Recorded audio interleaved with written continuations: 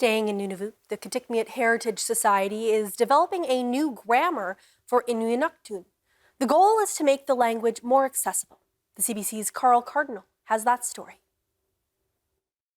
The idea is to make a grammar that will be easier to use, more understandable with less technical terminology. Emily Agulalik is the executive director of the Kitikmeot Heritage Society. She met with elders last week to get input on phrasing. She says the grammar is set to help revitalize Inuinnaqtun. The idea pretty much came from having a tool, a grammar, such as a grammar book would be beneficial for our Inuinnaqtun speakers. Mainly because we know that Inuinnaqtun is at a stake of losing our language, our Okauhek.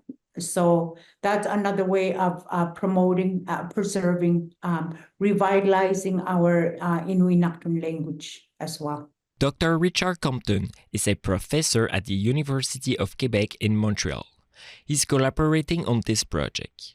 He says one of the main challenges is to include regional differences. There's no one right way to speak the language. There's this richness of different dialects that we want to allow for that in a grammar and be inclusive, but it's also challenging to keep it understandable. And if for every example you have a whole bunch of versions, that could make it hard for a learner too. So how do we balance that inclusivity with accessibility?